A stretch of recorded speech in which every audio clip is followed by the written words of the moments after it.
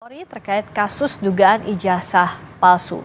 Setelah Jokowi memberikan keterangan, pihak Bareskrim Polri akan melakukan gelar perkara pekan ini.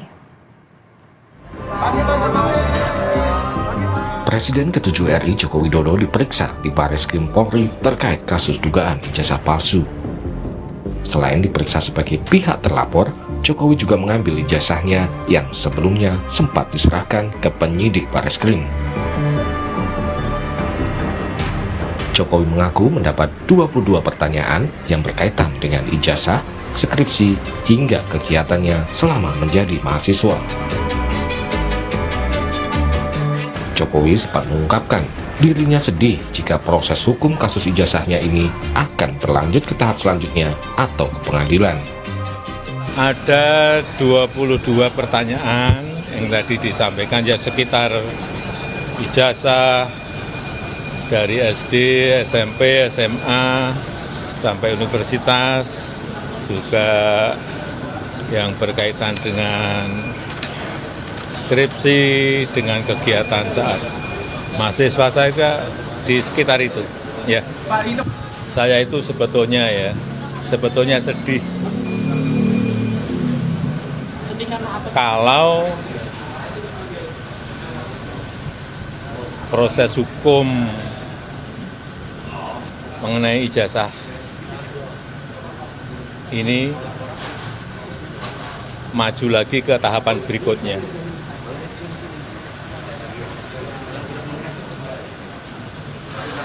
Saya kasihan, tapi ya ini kan sudah keterlaluan, jadi ya kita tunggu proses hukum selanjutnya. Ya. Setelah Jokowi memberikan keterangan terkait kasus tudingan ijazah palsu, Bareskrim Polri akan melakukan gelar perkara pekan ini. Pada minggu ini juga, tindak lanjutnya akan dilakukan gelar perkara oleh penyidik, di mana nanti pada tahapan hasil penyelidikan ini akan disampaikan secara transparan maupun juga terbuka. Bareskrim Polri tengah menyelidiki laporan kasus dugaan ijazah palsu Jokowi. Penyelidikan dilakukan berdasarkan surat pengaduan dari Tim Pembela Ulama dan Aktivis atau TPUA pada 9 Desember tahun lalu, serta laporan pengaduan dari Egy Sujana pada 9 April lalu. Sementara Jokowi melaporkan 5 orang terkait tuduhan ijazah palsu ke Polda Metro Jaya pada 30 April lalu. Salah satu nama yang dilaporkan Jokowi adalah Roy Suryo. Tim Liputan, Kompas TV.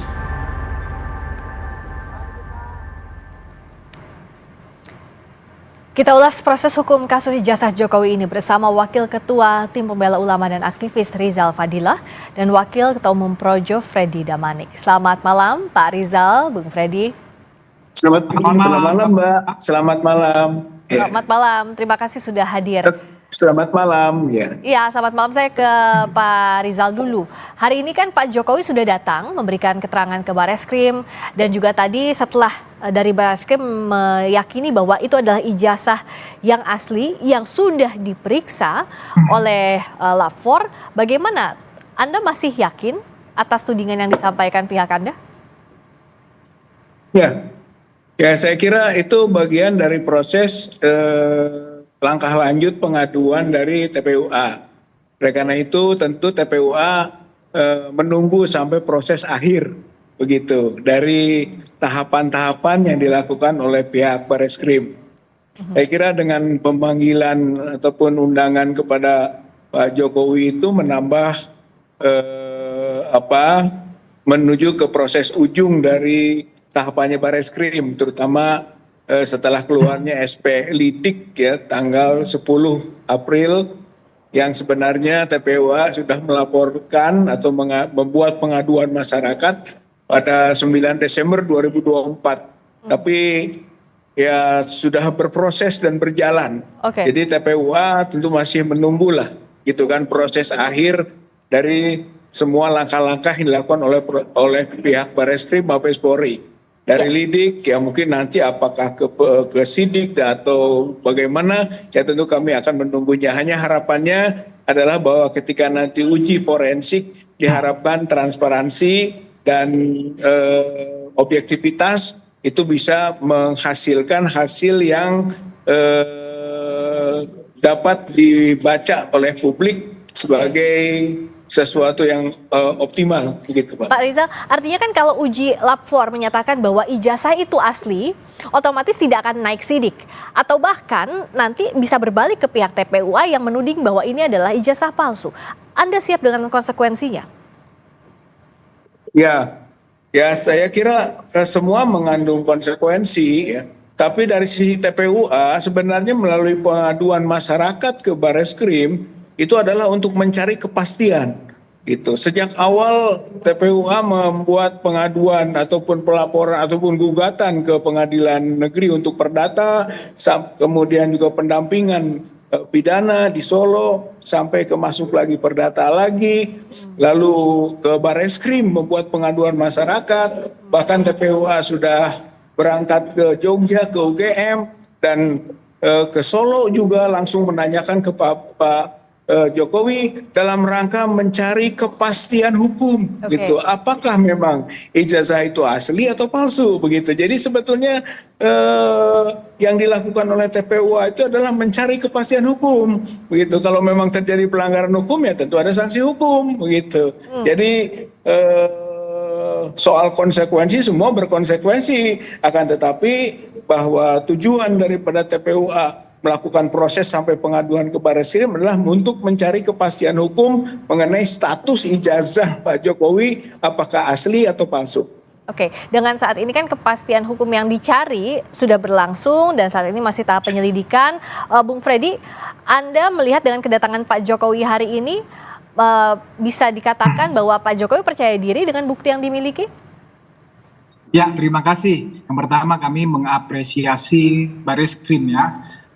Telah melakukan proses penyelidikan ya hingga saat ini. Pak Jokowi juga sudah memberikan keterangan, demikian juga telah memberikan ijazah palsunya. Saya rasa ini proses yang sangat transparan. Bareskrim juga telah membuka kepada publik. Nanti kita tunggu memang minggu depan apa yang terjadi di dalam gelar perkara.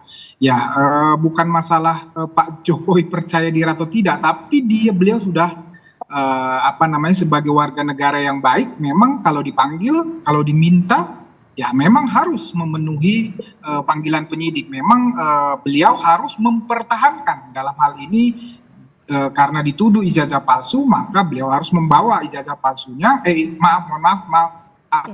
Harus membawa ijazah aslinya, ya.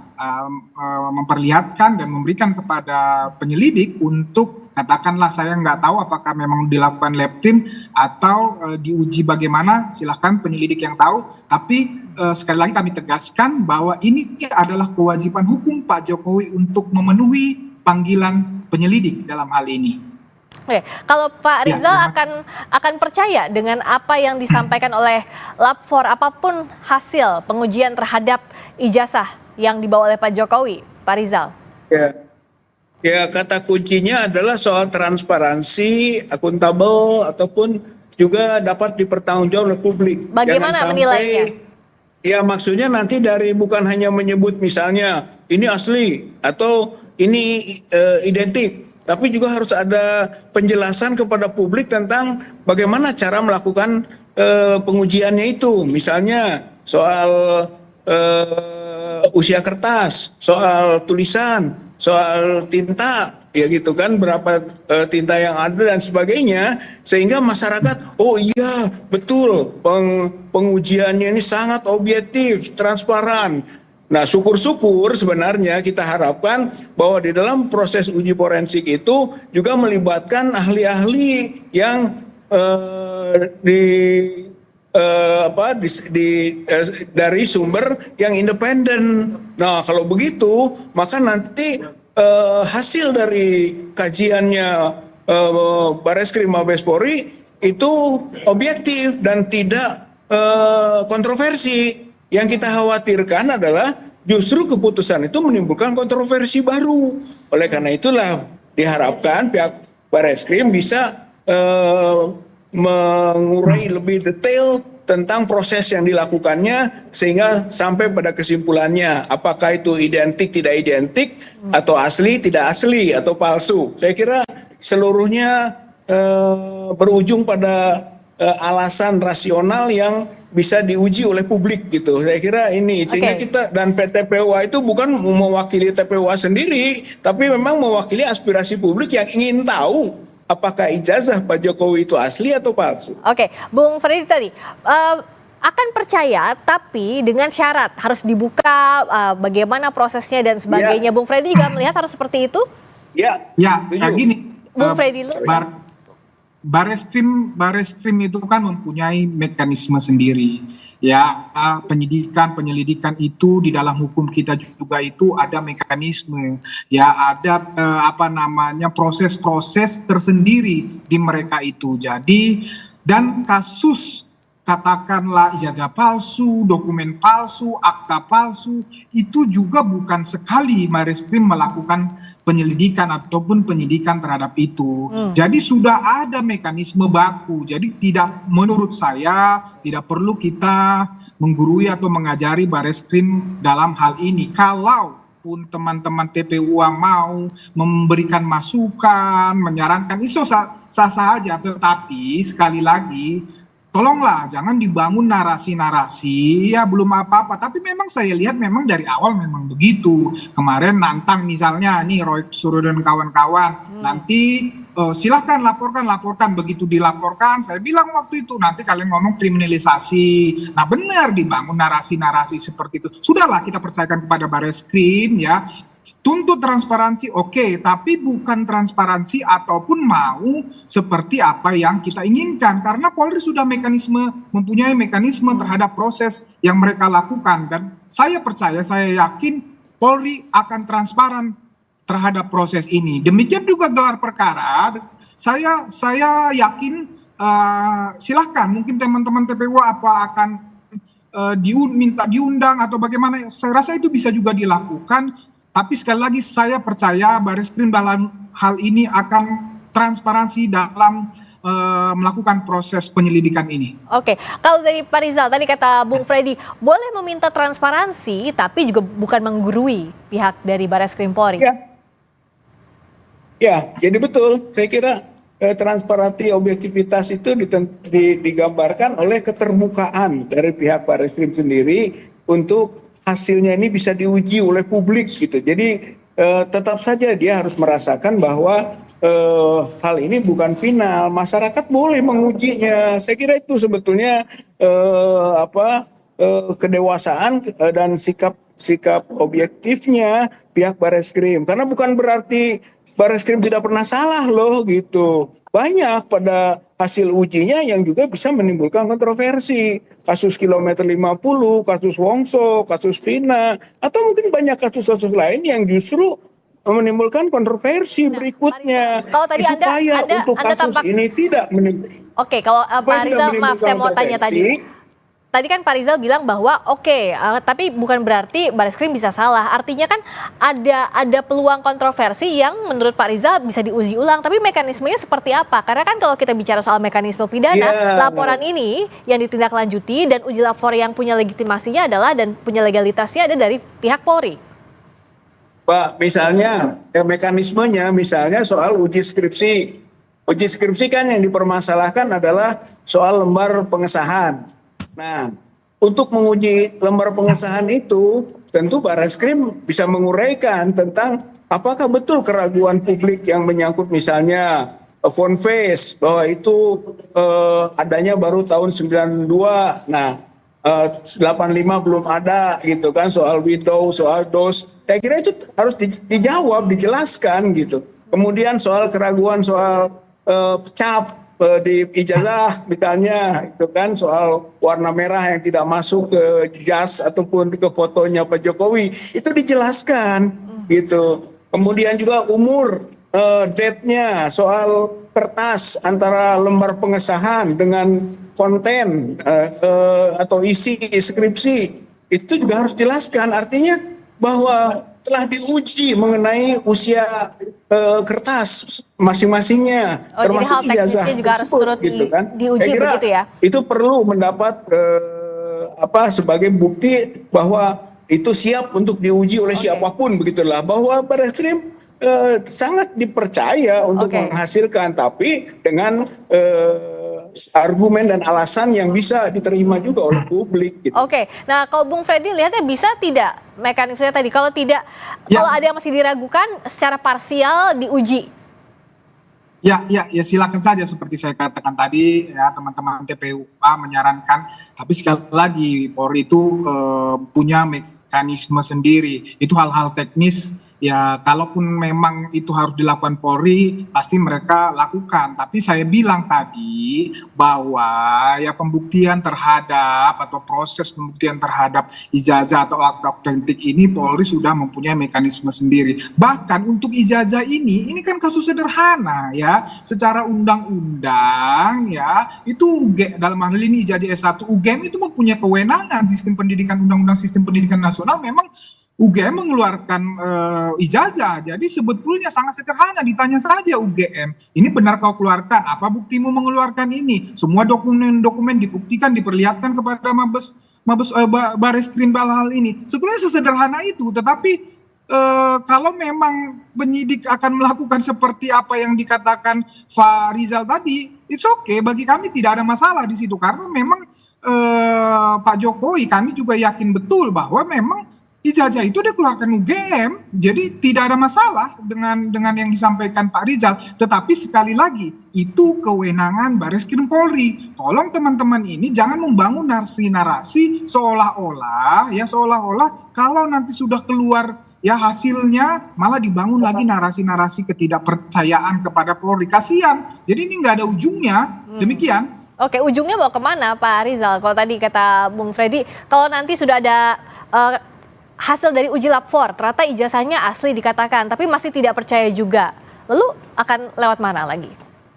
Ya, bukan soal percaya tidak percaya, tapi pada alasannya kan, ataupun polanya, atau mekanisme yang tadi disebut Pak, setuju Pak Alex Damanik bahwa itu punya mekanisme. Tapi mekanisme itu harus jelaskan kepada publik sehingga tidak kontroversi lagi. Jadi kontroversi itu bukan soal asli atau ijazah palsu. Kalau disebut asli jadi kontroversi, bukan. Tapi berbasis pada mekanisme yang transparan, mekanisme yang bisa dipertanggungjawabkan kepada publik gitu, bahwa oh iya bener loh gitu, pengujiannya ini sudah komplit gitu kan, sudah multisisi, sudah berbagai aspek teknologi digunakan. Nah itu sampaikan gitu, karena ini agak berbeda dengan pengujian ijazah ataupun sertifikat yang bukan orang yang punya jabatan sebagai orang nomor 1, presiden, mantan presiden. Oleh karena itu harus agak spesial gitu kan,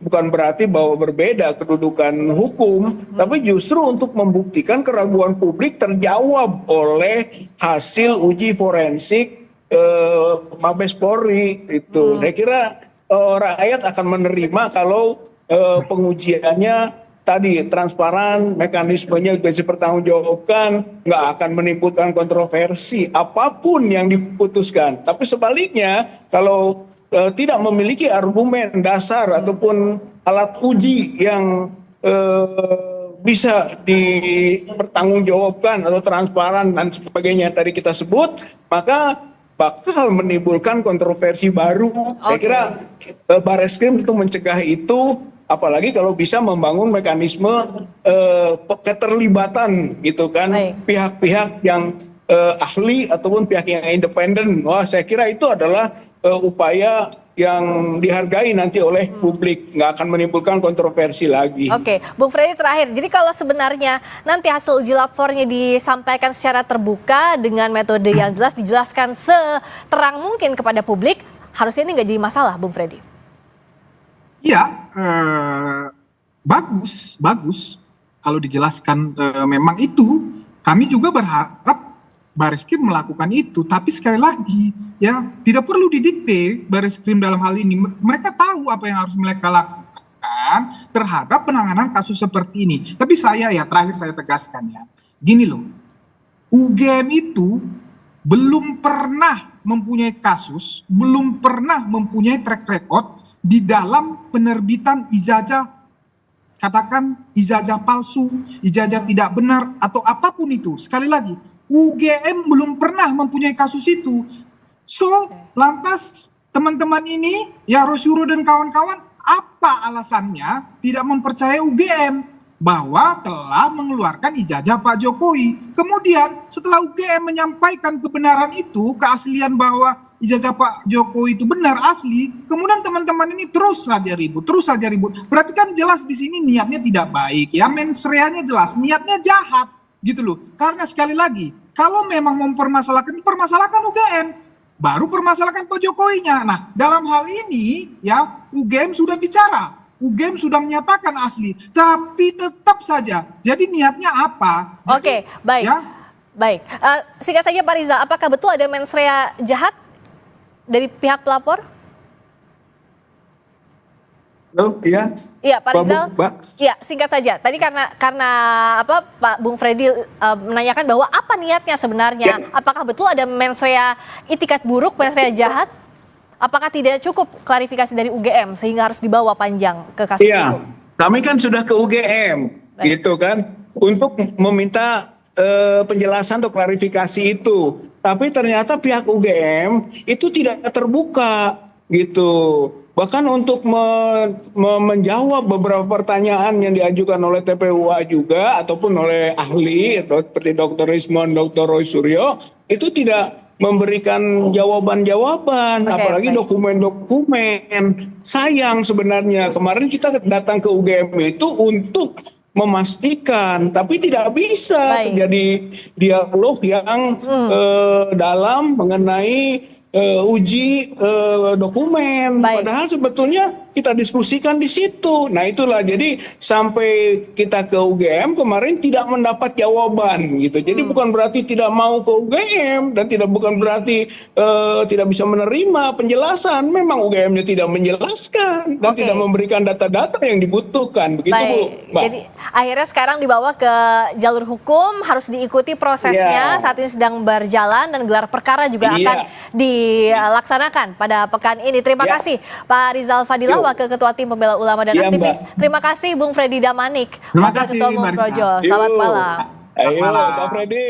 Ya, Pak. Baik, terima kasih. Berikutnya saudara kami kembali dengan sorotan lainnya. Dewan Perwakilan Daerah atau DPD RI melantik seorang polisi aktif sebagai Sekretaris Jenderal. Apa